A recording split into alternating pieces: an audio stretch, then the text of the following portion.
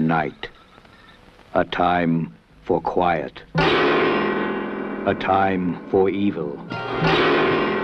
Behind the door, through the window, a time for terror. A terror that leaves a tiny clue, a pattern, a blood. Repeated, again, and again, and again. How do you forget? How do you hide from a horror that pierces your most secret moments? How do you escape a death that comes in the night like some monstrous ancient ritual?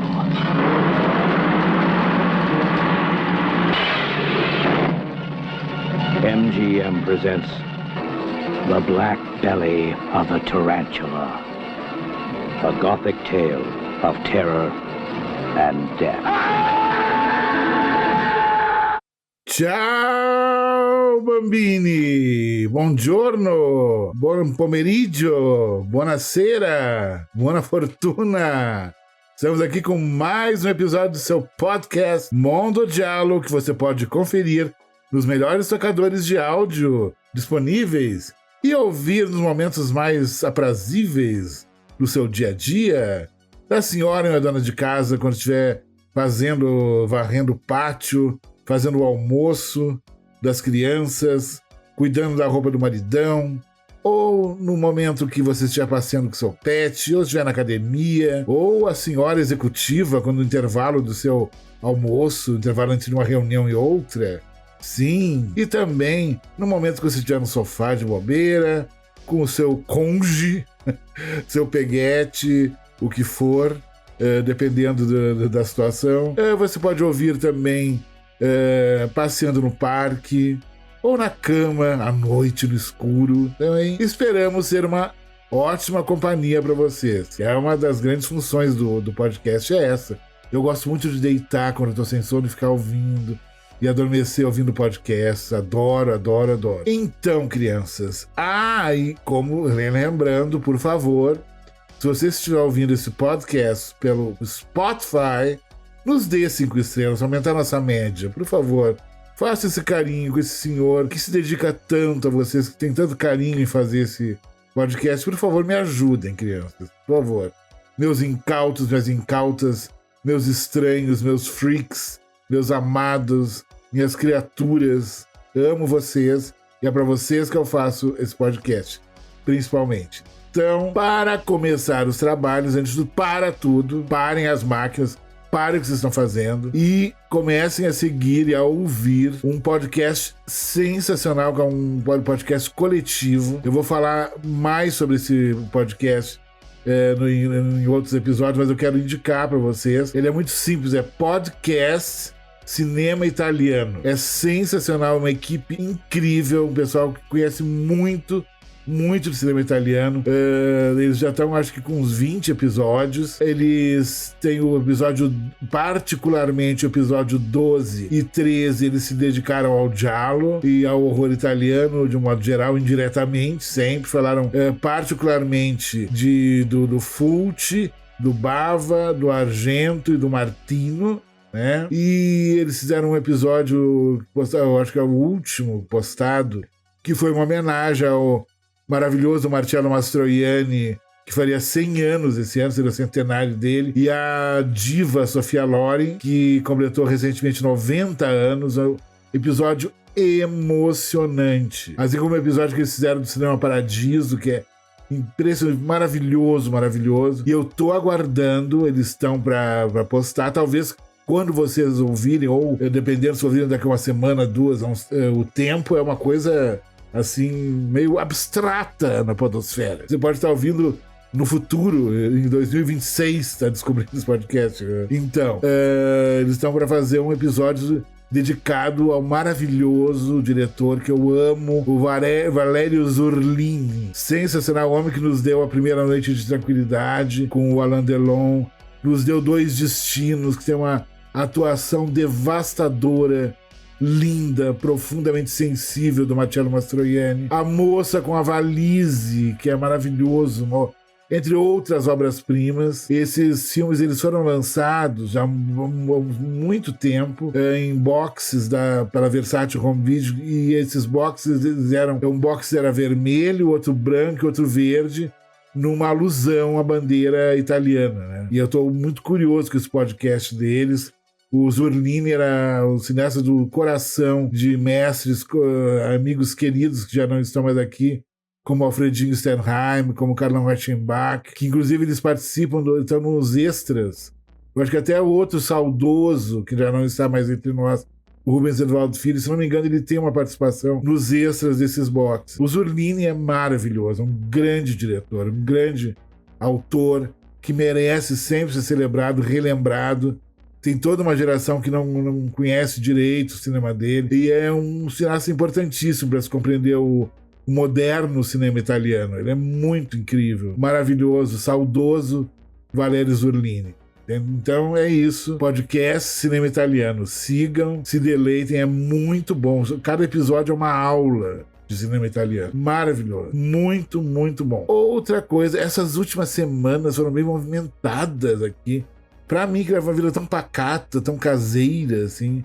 Nós somos quase dois eremitas, eu e o William, né? E ficamos aqui com a Sofia, já a nossa idosinha. A gente sai, assim. Às vezes a gente vai ao cinema, então programas muito diurnos, né? E nas últimas semanas, olha só, teve a Horror Expo, foi maravilhosa lá, Promagno, no pavilhão da Promagno de eventos, que é sensacional, uma infraestrutura ótima, um espaço ótimo. Fui novamente esse ano. Esse ano eu não participei de debates como ano passado, que eu participei daquele bate-papo sobre o horror dos anos 80, mediado pelo Fernando Brito, da Versátil, com o Marcelo Minici, da Boca do Inferno, maravilhoso, um site necessário, obrigatório, uma referência. Eu sempre consulto. É o maior banco de dados de críticas, ensaios, resenhas sobre cinema de horror, cinema fantástico em português, no mundo. Não tem um site maior que eles, assim. Eles fazem um trabalho maravilhoso. Então, isso foi ano passado. Esse ano, fui lá, encontrei a presença de sempre, né, em todos esses eventos temáticos, que é a nossa querida Patti Fang, com a sua lojinha, Coffin Fang Store. Comprei algumas coisinhas lá, e ela é sempre muito querida. Eu adoro a Patti. Encontrei Harry Maia, o compositor de trilhas sonoras, que fez a trilha do Amado Pai. O filme passou lá e nós vimos que ele está essa atual tratamento do filme. Tá muito legal, o desenho de som tá melhor mixado, a imagem teve todo um tchananã, teve todo um upgrade, tá muito legal. Tô muito curioso pra rever o filme agora no cinema ou no streaming, que o filme tem uma carreira muito grande. O Léo Miguel merece, é um querido. O mentor também, um dos mentores do filme, o Lucas Maia, outro querido lá do Refúgio Cult, que também está por trás desse projeto. Então, foi demais. O Harry é um querido também, um menino muito talentoso. Ainda vamos ouvir muito falar dele, né, nesse mundo da trilha sonora para cinema fantástico. Sei que ele tem talento para fazer trilha para qualquer gênero, para drama, para comédia, para ação, qualquer coisa. Ele é muito talentoso. Encontrei o pessoal da Noite das Vampiras, aí ganhei o DVD, o filme que, quem não sabe, faz uma participação afetiva assim como outros críticos e editores de canais e páginas ligadas ao horror, ao fantástico. E o Rubens Melo, querido diretor Rubens Melo, convidou esse pessoal para fazer uma participação no filme. Eu tô lá. Quem me conhece vai me achar ali entre os vampiros do filme e afins. E foi muito legal. Aí encontrei o pessoal, tudo. Conheci muitos MEIs ligados ao horror, muita gente que tem microempresas, coisas interessantíssimas de camiseta, de bonecos, estátuas, distribuição de filmes, pôsteres, camisetas incríveis. Comprei uma camiseta linda, que quem me segue nas redes sociais já me viu, com ela, que é uma alusão ao Garotos Perdidos, só que com os personagens do anime Akira, que é muito legal. Eu vou colocar alguns desses arrobas desse pessoal já na descrição desse episódio, para você seguir e conhecer o trabalho desse pessoal, que é muito interessante, esse pessoal que tem essa dedicação a trabalhar profissionalmente também, uma microempresa, microempreendedores do horror. Acho legal isso. A gente que é fã, que curte, a gente tem que dar uma força para esse pessoal. É fã ajudando fã. Que todos, com certeza, são fãs do horror. Eu comprei numa delas, num dos stands estavam lá, comprei uns ímãs de geladeira muito legais mesmo. E comprei um ursinho meio fantasmagórico, também lindo. E é isso. Foi muito legal conhecer esse pessoal, caminhar pela feira, ver as pessoas expondo, conversar. Tirei fotos com alguns fãs, umas pessoinhas queridas, alguns seguidores, ainda lá do Cinema Fera. E agora ainda vamos atualizar o Cinema Férix postando os episódios aqui do podcast do Mundo Diálogo lá também. E quando estiver interagindo com outro ser humano, imagens em movimento, vamos dizer assim, vai também, futuramente, vai estar no podcast, no canal lá no YouTube. E eu estou com planos de ter um outro canal também, ligado a cinema ano que vem. Aguardem notícias. O ano já está praticamente acabando, né? A gente não quer admitir, mas já está nos estertores, né? Esse 2024 foi um ano para mim foi muito ruim em termos de saúde, foi muito difícil, mas eu estou sobrevivendo, superando. A cada dia vai dar tudo certo no final. Muita gente que eu conheço teve doente, foi parar no hospital. Foi um ano complicado em termos de saúde, né? Dizem que tem explicações espirituais com relação a isso, mas isso é para um outro momento, né? Então, eu também teve a Horror Expo no sábado. E na terça-feira seguinte, dias depois, eu participei da live do Fernando Brito, da Versátil, mostrando lançamentos, né? Eu e mais um menino lá do Rio de Janeiro, fã também, escritor, e um outro menino aqui perto de São Paulo. Não é bem interior. Santa Isabel, acho que é uma região onde tem uns sítios, umas chácaras aqui perto de São Paulo.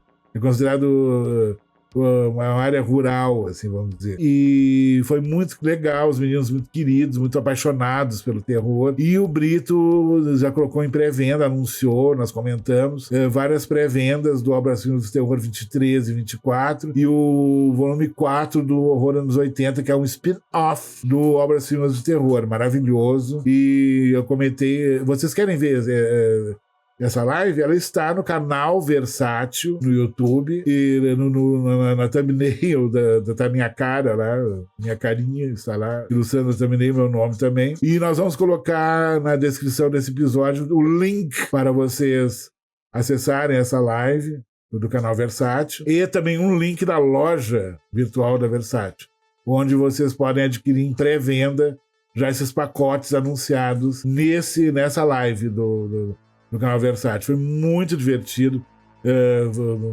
Dei meus depoimentos, os pitacos, né? E entre os destaques, tem muitos destaques que vão estar nesses boxes, tanto do Obras Primas do Terror 23, 24 e anos 80, volume 4. Tem coisas como o maravilhoso, nostálgico Demônio dos 6 séculos, que é um filme que marcou a minha vida desde muito da minha tenra infância e início da adolescência. Foi uma coisa impressionante o que esse filme significa para mim, em termos de memória afetiva cinematográfica. E o filme é muito legal, muito legal. Tem o Terror nas Sombras, que é do Sean Cunningham, mas ele tá com outro título, porque foi comentado na live que o Primati resgatou o nome que foi exibido nos cinemas do Brasil. Eu vi no Brasil esse filme. Ele tá como Juventude, alguma coisa. Quando vocês verem a live, vocês vão ver. E é um filme muito legal, do mesmo diretor de Sexta-feira 13. É um filme de baixo orçamento, sobre bullying de jovens psicopatas em cima de um casal de irmãos. Tem uma cena brutal envolvendo sangue e um cachorro. Eu não vou adiantar mais nada. E é um filme muito legal. Ele tem uma vibe meio daquelas séries japonesas extremas de jovens psicopatas, tipo All Night Long. Mas claro que a série japonesa é mais violenta, claro. Mas tem essa vibe, assim. dessa juventude psicopata, fazendo um bullying macabro em cima do pobre casal de jovens que são novos na cidade. Por isso que o título original é The New Kids. É muito legal. Tem o Fã, maravilhoso. Tem o Shud, que é outra preciosidade também do horror. Muito legal. Muito filme de criaturas. Tem um filme de umas criaturas de uma mina também, que é muito legal. Um filme que o Stephen King é fã. Tem vários. A cópia restaurada da marca da Pantera, o Cat People, né?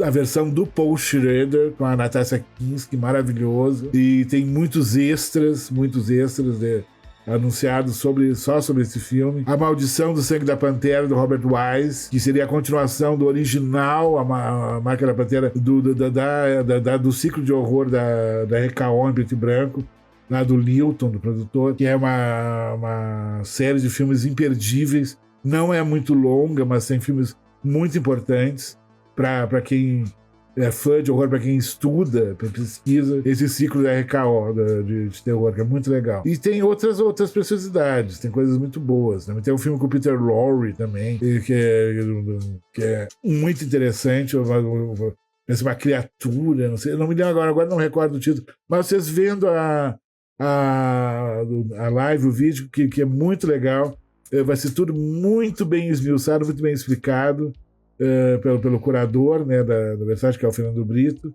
e vale a pena. Prestigia o canal Versátil. E tem também a live dos Drops, né, que acontece no intervalo entre uma e outra, do Brito, que é bem legal, também fala do acervo que eles têm na loja virtual, as ofertas, cupons de desconto e várias outras coisas, certo? Prestigiem. E também, teve esse foi terça, e ontem, esse episódio está sendo gravado no domingo, né, dia 17 de novembro, foi o lançamento na Urga, a cultuada loja Urga, da Galeria Ouro Preto na Augusta, e foi muito legal. Tava o Rubens Melo, tava o produtor, estavam fãs, pessoal que participou do filme, curiosos e aficionados, vampíricos, tava todo mundo de preto, era uma plateia toda preta, vestido de preto, maravilhoso, e foi muito legal, umas pessoas incríveis, um clima de muito afeto, muito carinho, muito amor ao cinema independente de horror,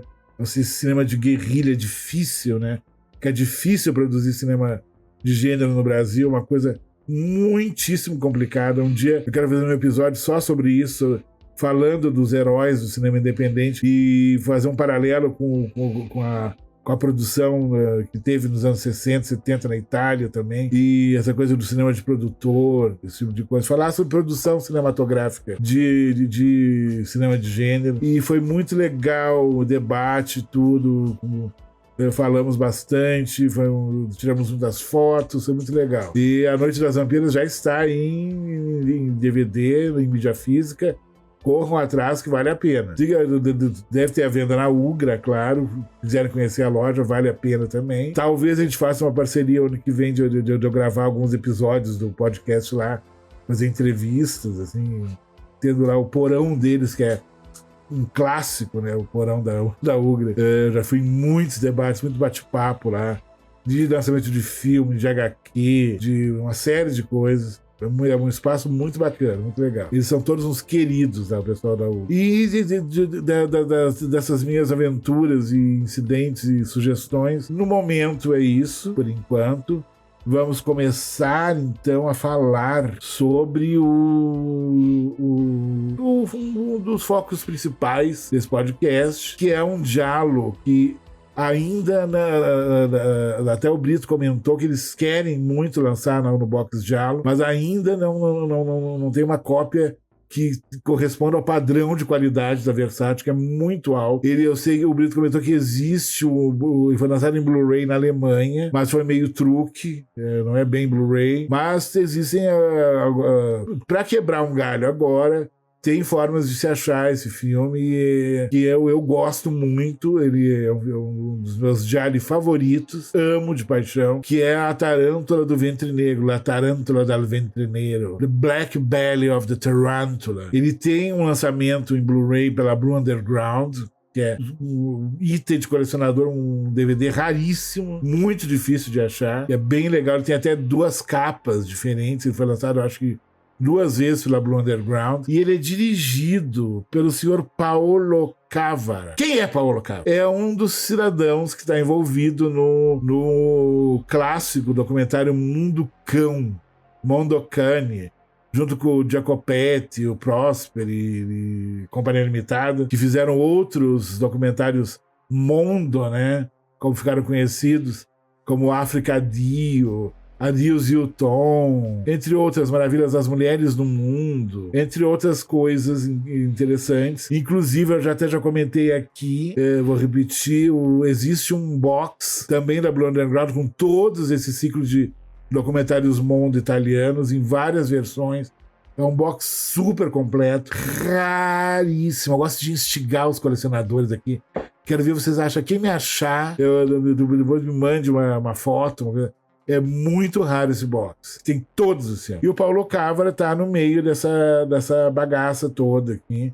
Ele tem alguns outros filmes no currículo, mas como o Giallo, o principal é esse, The Black Belly of the Tarantula, La Tarantula del Ventre Nero, que é, acho que 71, e é um filme muito interessante. Tem trilha sonora do Ennio Morricone, uma trilha sonora belíssima. Inclusive, vai ter um link dessa trilha na descrição do episódio, que vocês podem conferir ela inteira no Spotify. E agora vamos ouvir pelo menos um trechinho dela, uma palhinha de um dos temas do Ennio Morricone para A Tarântula do Ventre Negro.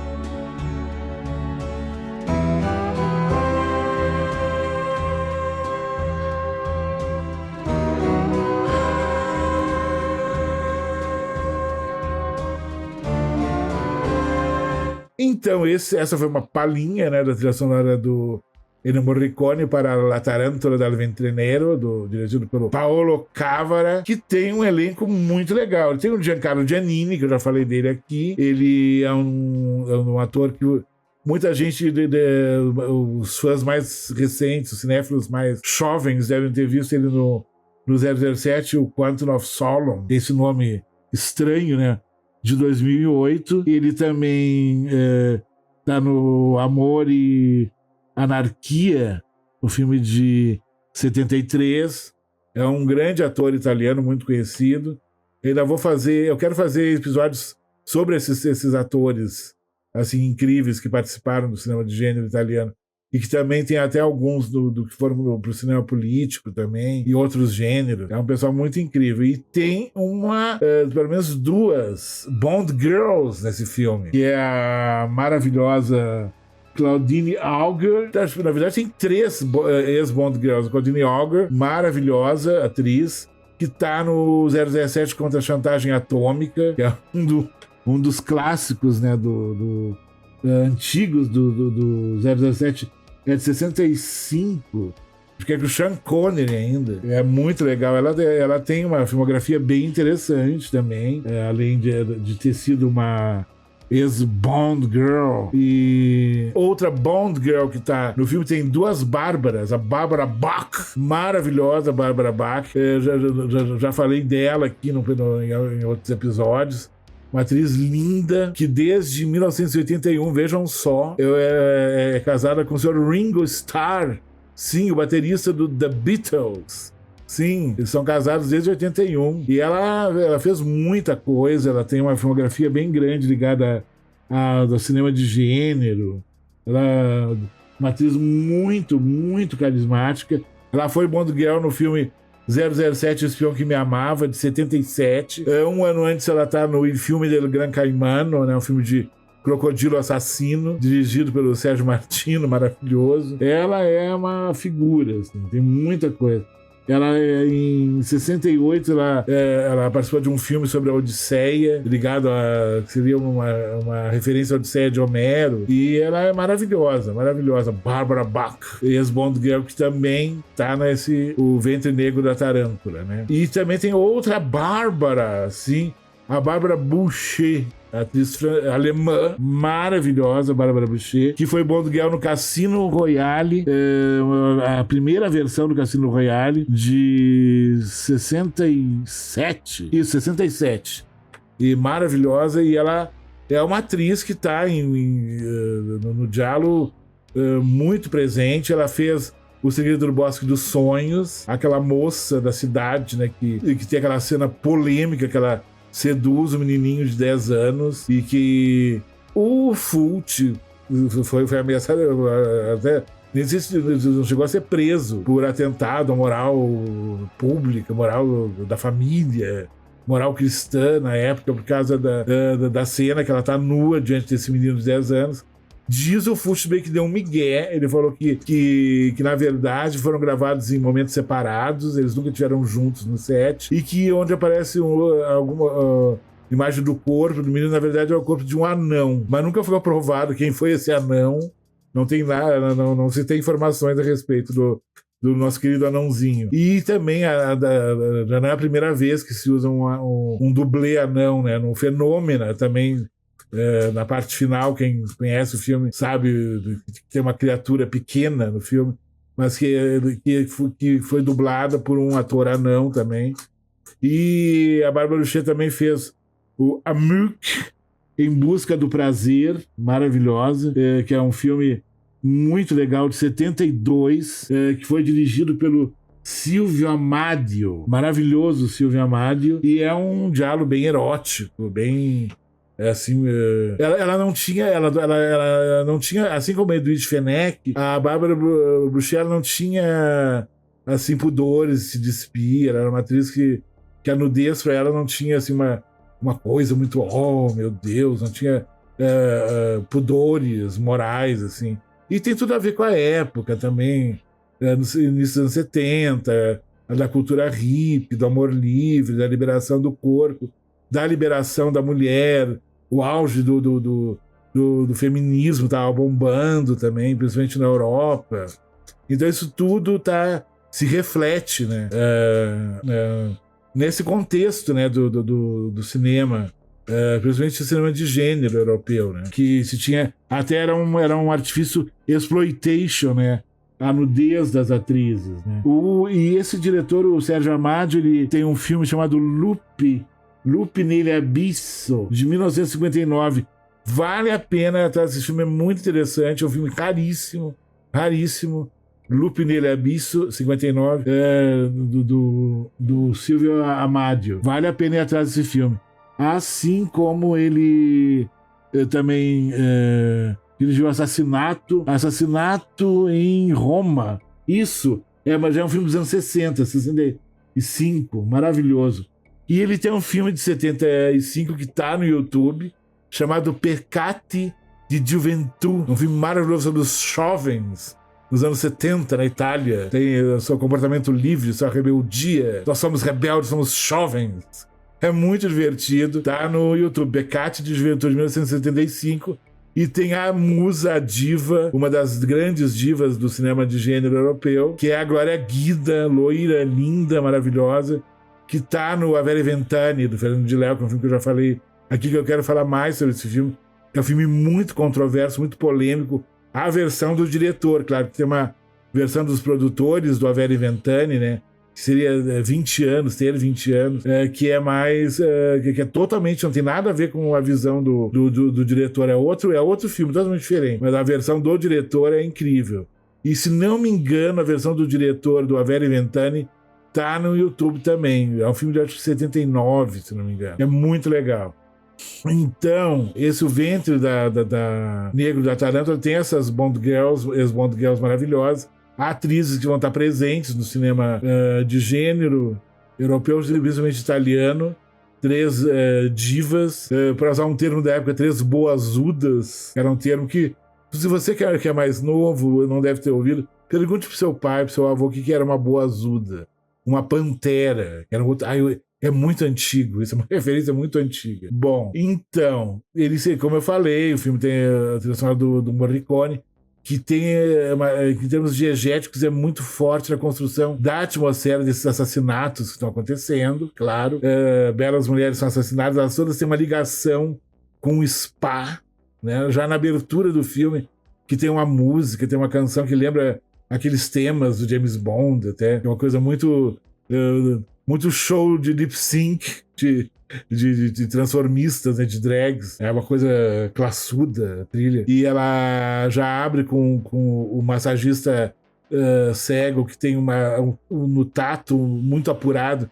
Então ele faz uma massagem muito mais profunda, né, nas mulheres que frequentam esse spa. E todas elas têm uma ligação. Tem um outro gordinho que trabalha no spa também, que é muito uma figura. E as mulheres que circulam esse meio desse spa começam a ser assassinadas e elas têm a barriga aberta, são estripadas, né? E a composição das cenas dos assassinatos são muito legais, as composições, muito interessantes. Aquilo que eu sempre falo que o assassinato no giallo é o espetáculo, né?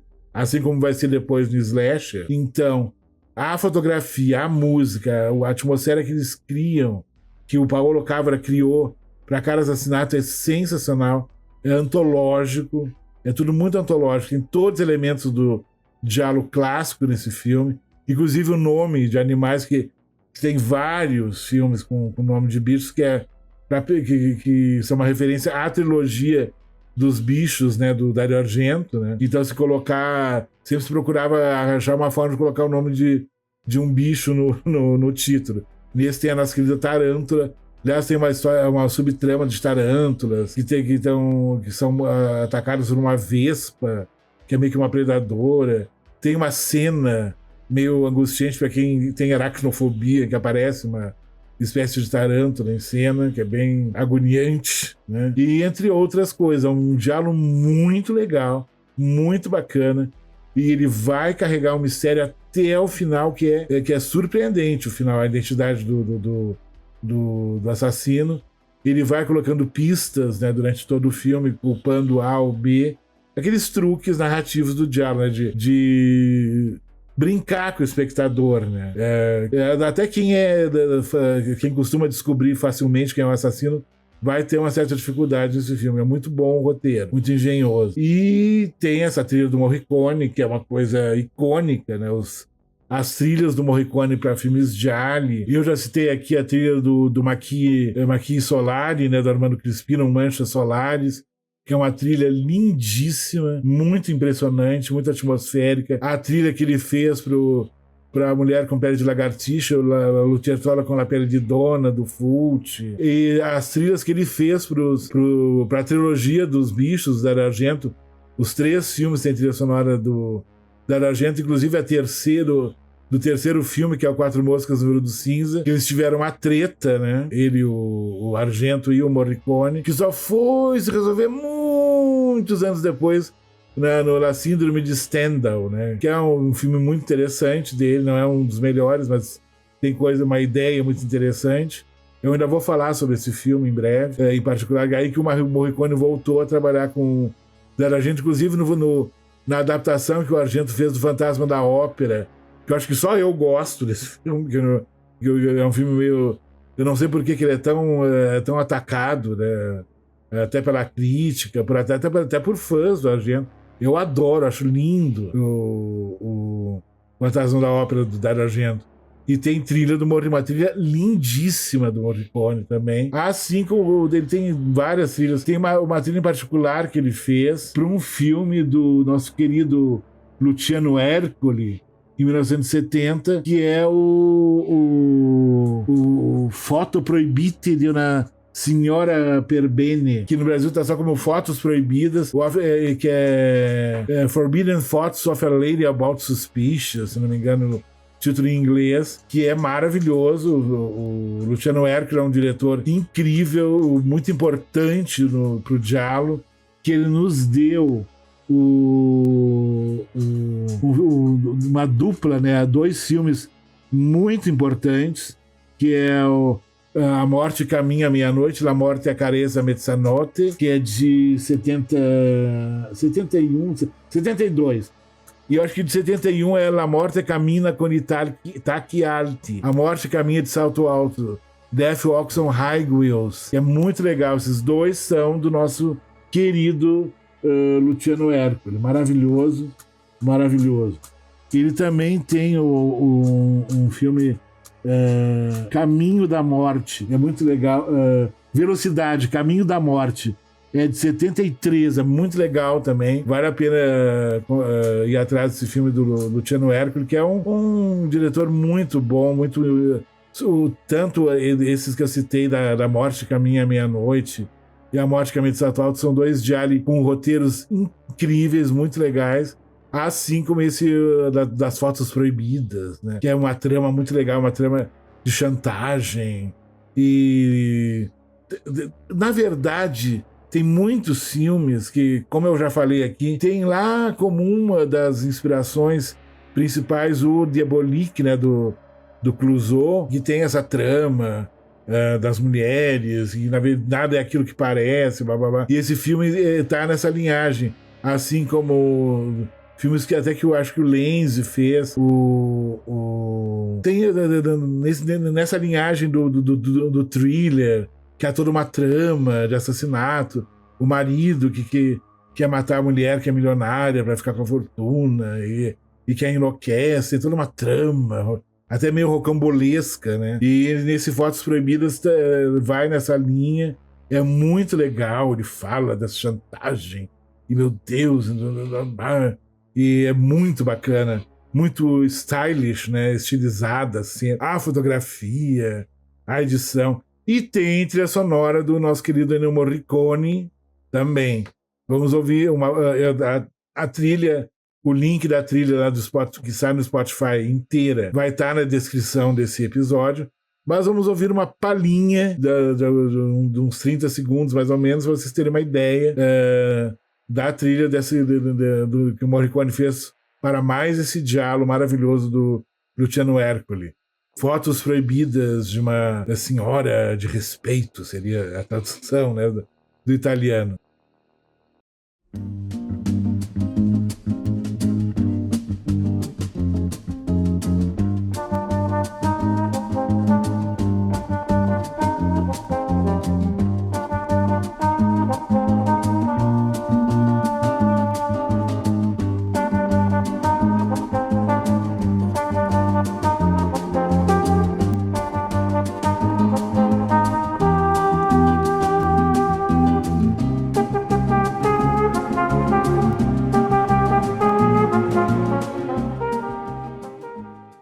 Então, por esse trechinho, dá pra sentir o clima, né? A atmosfera do filme, que é muito legal. E é um diálogo muito interessante, muito interessante. Eu adoro esse título. Assim, eu já acho muito legal. Acho, assim, que ele tem essa coisa... Em italiano fica muito legal esse título. Le foto proibite di una signora per bene, 1970. Vão atrás desse filme, vale muito a pena. Esse diálogo é muito legal. Eu acho que ele tá num dos boxes da coleção Diálogo da Versátil. Ele foi lançado, tem uma edição dele em Blu-ray da Arrow e tem uma edição dele clássica, antiga, da Blue Underground também. É um filmaço, gosto muito desse filme. Ele não é um diálogo nos moldes mais populares do gênero, mas ele tem essa atmosfera do thriller de suspense, dessa trama de assassinato, de toda essa trama de chantagem, das fotos proibidas, essa coisa que lida com a moral da burguesa, né? É muito interessante. É um belo diálogo, adoro esse filme. Adoro, gosto muito. E é isso, né, crianças? De sugestão de diálogo, mais ou menos, eu teria as que eu falei aqui, né? No próximo episódio eu devo falar sobre mais outros filmes, né, nessa linha. Mais uma vez reforço, conheçam o podcast Cinema Italiano, que vale a pena. O pessoal é incrível, é um pessoal muito talentoso e fica muito claro, né, que eles são apaixonados pelo cinema italiano. E falar de cinema italiano, para mim, é também mexer essa minha grande paixão. é a minha cinematografia favorita italiana. Amo, sou apaixonado. Uma cinematografia que já foi gigante e em termos mundiais era uma coisa de uma importância assim, histórica incrível, que tem muito que se falar sobre ele, tem muitos gêneros, subgêneros, tanto o art house quanto o grindhouse italiano. Também tem essas diferenças de art house e grindhouse, né? O grindhouse seria uma coisa mais marginal ao cinema de arte, né? Que seria um contraponto. Inclusive a crítica até na época falava, principalmente italiana, ela saudava principalmente o cinema de arte, o cinema político italiano muito, e tinha um desprezo pelo giallo, pelo policioteschi, pelo cinema de gênero italiano. Isso sem falar do gótico, que é outra fase importantíssima do cinema italiano de gênero. E esses filmes, quando começou a aparecer depoimentos do Tim Burton, falando do Mario Bava, da importância do Mario Bava nos filmes dele, o Scorsese falando do Mario Bava, até já falei aqui da paixão que o Scorsese tem pelo Operazione Paura, né, o Kill Baby Kill, né, do Bava, que inclusive pegou a menininha fantasmagórica, né, e usou como inspiração para o anjo, né, que tenta o Cristo, na Última Tentação de Cristo. O Scorsese tirou esse filme do Bava, assim como William Lustig e tantos outros diretores, principalmente o Quentin Tarantino, que já fez no Festival de Veneza uma amostra de filmes gialli que foi histórica no Festival de Veneza, e com os filmes que ele tem do acervo próprio dele em negativos. Ele tem a gente ele acha, eu tenho tal edição em Blu-ray, já fica se achando.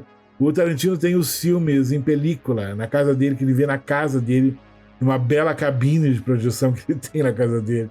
Isso é coisa para grandes cineastas poderosos de Hollywood, né? Então só o Tarantino já falou muito do cinema italiano, principalmente do Fulci, que ele é apaixonado pelo Lúcio Fulci. E tem o Eli Roth também, que é outro aficionado, adora Sérgio Martino. O Torso, né, do Sérgio Martino, é um dos filmes de cabeceira do Eli Roth, que ele adora. E toda a importância que os diretores ligados ao Slash, o próprio Sean Cunningham, né, que foi dirigir o Sexta-feira 13, inspiradíssimo, né, no Bay of Blood, no Reazione a Catena, ou Banho de Sangue, né, aqui no Brasil. Filme de 71 do Mario Bava, um filme super influente principalmente Sexta-feira 13, 1 e 2, que é a famosa cena do casal empalado, né? Que nos cinemas aqui, o Sexta-feira 13 e 2 foi cortada essa cena, mas ela existe, a versão, os cortes, né? A versão inteira das cenas se acha no YouTube, né? As cenas cortadas ou editadas do Sexta-feira 13 tem vários vídeos sobre isso, e tem a cena real que não foi para os cinemas, né, do Sexta-feira 13 e 2, que no filme do Bava é bem mais explícito. Isso em 71, o empalamento é muito mais gráfico, né, do que no Sexta-feira 13 parte 2, ao que passou no cinema, né? Mas tem essas cenas deletadas inteiras, tem no YouTube, se acha, é fácil de achar. E é isso, né? Viva o cinema de gênero italiano, viva, ele não é um cinema de segunda categoria, tem grandes obras, tem grandes diretores, e sem falar nas trilhas sonoras, né? Que são um capítulo à parte. Ainda quero fazer um especial só de trilhas sonoras, fazer uma coisa, pegar os grandes compositores e destacar um tema inteiro, colocar no episódio de cada um desses grandes mestres, né, do cinema de gênero. E inclusive no cinema americano tem o caso do Pino Donaggio, que fez muitas trilhas para filmes não italianos, como O Inverno de Sangue em Veneza, como vários filmes do Brian De Palma, como a participação do Pino Donaggio no cinema italiano é um episódio do Tipiati Hitchcock, do Dario Argento, que ele fez uma trilha muito legal, muito bonita pro filme. Vale a pena ser conhecida, tá no Spotify também, é fácil de achar. E a trilha que ele fez pro Piranha, pro Joidante, do Armadilha para Turistas, Tourist Trap, do Schmoller também, maravilhosa trilha sonora. Então, esse pessoal é muito talentoso, muito incrível, e teve essa redescoberta, né, porque tem aquela coisa de santo de casa não faz milagre, né? Foi preciso diretores cult atuais, como Tarantino, como Eli Roth, como Tim Burton. Bastou eles elogiarem esse cinema italiano que era tão marginalizado no passado, esse cinema popular italiano, para eles atingirem o status de cult, né? Tanto que eu já falei aqui da Rolling Thunder, uma das produtoras do Tarantino, que restaurou e lançou pela primeira vez a primeira cópia restaurada do Lado de Lá, e Tu Vivrai nel Terrore, o The Beyond, o Terror nas Trevas, do Lúcio Fulci, de 81, né? Que fez todo mundo ir atrás dos outros filmes, e a gente já sabe como é que acaba essa história. Então é isso, não vou me alongar mais, crianças. Se eu esqueci de alguma coisa, eu complemento no próximo episódio. Espero que tenham gostado, feito suas anotações. E, como eu falei, esse episódio vai ser um episódio muito rico em links, né, na descrição desse episódio. Tá certo? Um grande beijo a todos. Fiquem em segurança, se cuidem, crianças. E é isso. Até mais. Beijo.